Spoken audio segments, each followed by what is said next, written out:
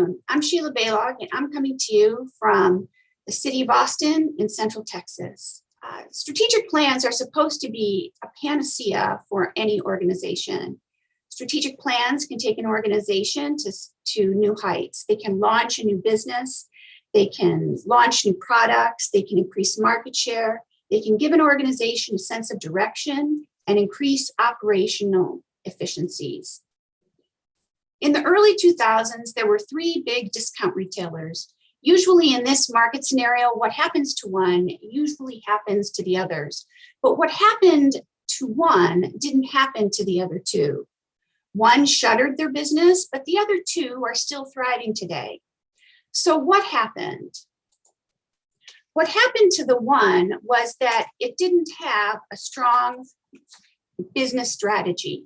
The other two businesses knew who they were. They had business strategies that were defined and supported by their long-term vision.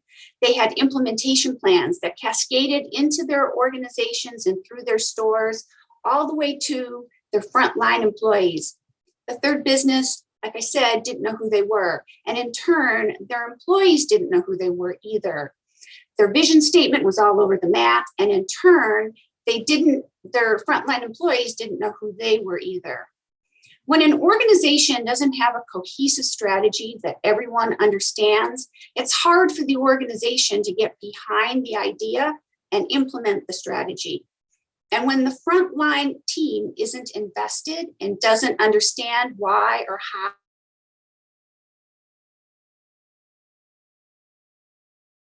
plans run into the risk of never being fully implemented.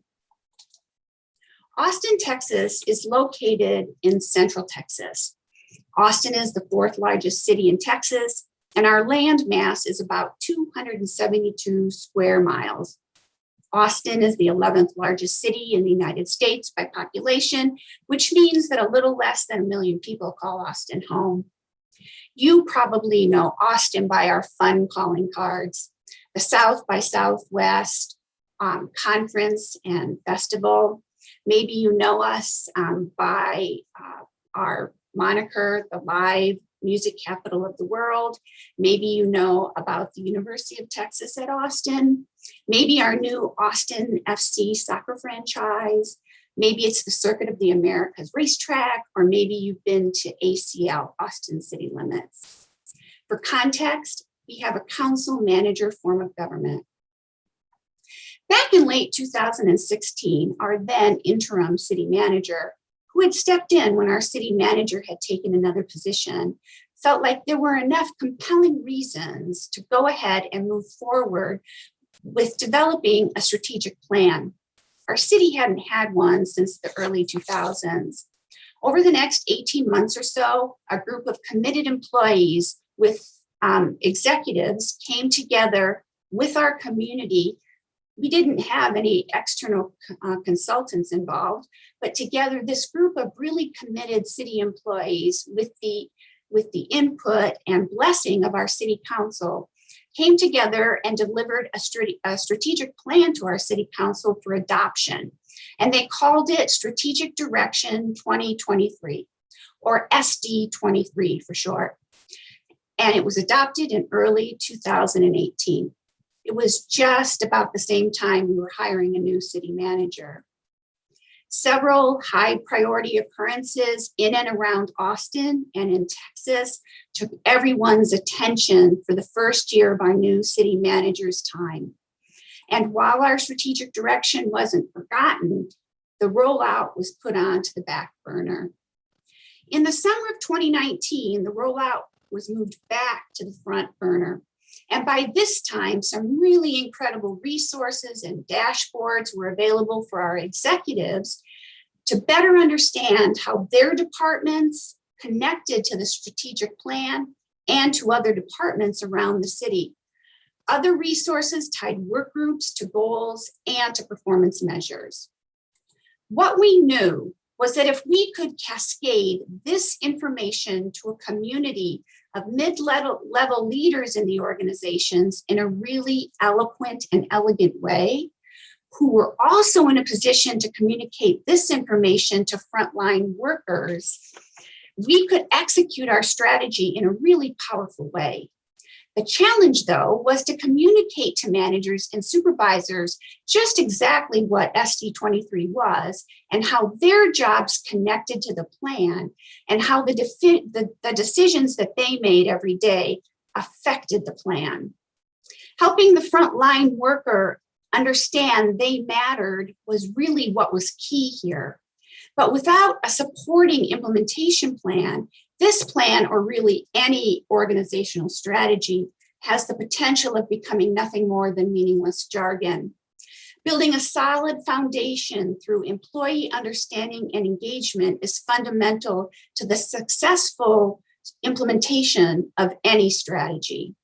To be honest, my goal wasn't necessarily that every frontline employee be able to list all of the strategic outcomes that our strategic plan has, or that 71 strategies make up our plan.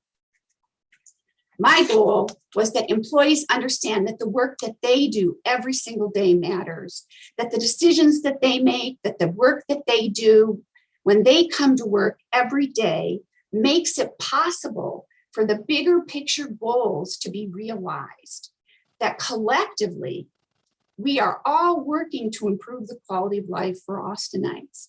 For example, an employee who comes to work in public works that has responsibility for building or repairing roads is actually working to improve mobility for Austinites. That colleague is also working to make it safer for Austinites to traverse our city. The efficiencies that that employee realizes in their job or the innovations that they find in performing their job may save money for the city, which might translate into better or expanded services elsewhere for our neighbors or someone somewhere else in our city. I also knew from experience that the best way to explain to the workforce was through stories and real life examples that everyone could relate to and see themselves. So when I could, I used pictures or stories of city employees. I did just that. I also used actual department goals and performance measures as examples, and I asked employees to provide real-time examples during the sessions as I rolled the training out. Excellent strategy execution also relies on measurement and evaluation. Creating tools for managers and supervisors to use to help the team was also key. And it was also important for them to be able to connect their department goals. And that was something I also knew was going to be key to this implementation. It would also be a real visual way for employees to be able to connect how their work was making a difference. I tried to accomplish this by providing managers with some really simple tools. I developed tools that were able to help employees understand their line of sight in implementing the strategic plan.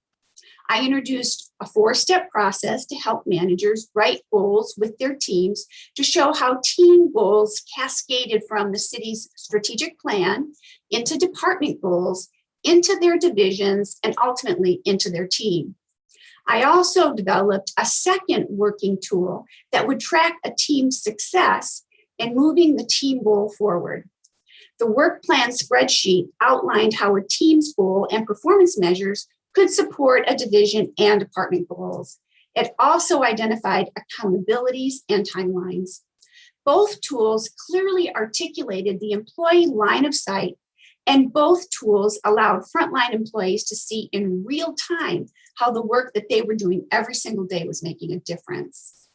This also created an opportunity to remind managers and supervisors of the importance of employee performance management principles, continuous improvement principles, and instill lifelong learning. Over 7 months, I reached 1,850 managers and supervisors. I conducted more than 140 2.5-hour sessions by myself to connect with all of our city departments. Every month, I also provided department executives a list of the employees who had accepted my invitations to participate.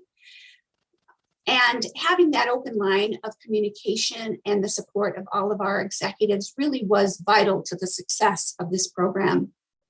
So how was I sure that managers and supervisors were going to learn what they needed to successfully implement this program? Well, the way that I chose to address this happened way before I ever started delivering material. First, the materials that I developed were developed with the end in mind. I made sure that the materials I developed was the information that managers and supervisors needed to know in order to be able to communicate the message effectively. Second, I designed materials to support the outcome that would meet the needs of the organization. I knew that for the training to be of value to the organization, the behavior of the supervisors and managers was going to need to change.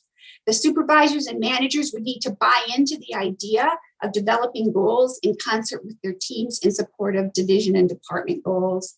The design of the materials was intended to be intuitive, so the supervisor or manager could incorporate the language and the ideas as part of their leadership style and the way that they communicated with their teams. The tools also had to dovetail into something that they were already doing as part of their current role. I knew that I had to make following through really easy. So that's how I designed the message. I gave participants 3 to 4 weeks with the materials after training before I even sent out evaluations. And the evaluations asked if and how they were using the resources provided. The evaluations also asked if the participants had learned anything new about the strategic plan. 67% of respondents said that they used at least one of the resources that I had introduced in the training.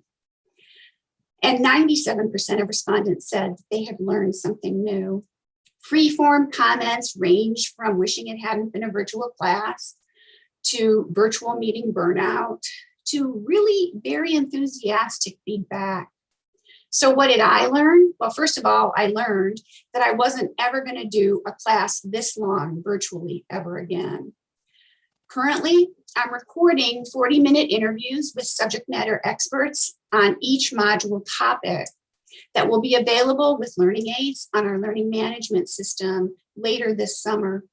I might consider a format like that in the future, maybe not recorded, but shorter seminars with subject matter experts on specific topics. I think I'd also make it more uncomfortable for people to turn their cameras off, and I'd make more required interactive activities as part of the conversation, so that folks had to be involved in the conversations all the way through the session. We'll soon be running articles in our internal newsletter highlighting how our workforce is implementing the strategic plan. Highlighting the city's success in implementing the plan and the collaboration between departments and teams is a critical component. Employees need to know and understand the impact they're having. We saw evidence of this in so many ways, from the city's response to Winter Storm Uri, to the way teams pulled together and found creative and innovative ways to administer COVID vaccines and COVID testing. We want to make sure our employees know that we're succeeding, and it's because our employees are aligning their efforts and making things happen. Later this year, we'll be rolling out our new session, Destination Strategy. The new session will be under an hour and will reinforce goal development skills cascading down from department goals. The session will also introduce cascading team goals into individual work plans. We'll also be offering learning modules on a variety of related topics in our learning management system, and we will begin our 5-year update to our plan in calendar year 2022. Employees who understand how their work impacts the success of an organization will take actions that align with the organizational goals and will help them move the city's strategy forward. Employees want to understand how they impact organizational strategy and how the organization is progressing towards its stated goals. Employees are proud of organizational success. And when things get stalled, an engaged workforce that understands strategic plans and connects to the plan will pull together to advance toward common goals. Looking for ways to message the workforce about the role in implementing the strategic plan can look very different for your organization. Some organizations use social media campaigns, others use traditional top-down implementation plans. However your organization decides to spread the word, remember the needs of the frontline employee. Granted, getting individual employees to see and understand their impact can be difficult, but you can help your employees through storytelling or by highlighting a team's success or recognizing individuals' efforts. Strategic plans are not realized because a group of executives came together to create a plan. Strategic plans do what they're intended to do because of a well thought out implementation plan that involves frontline workers. A team's understanding and efforts go a long way in moving the needle in improving performance measures and realizing an organization's long-term goals. Thanks so much for your time. I'm Sheila Baylog, and I'm from the city of Austin, Texas.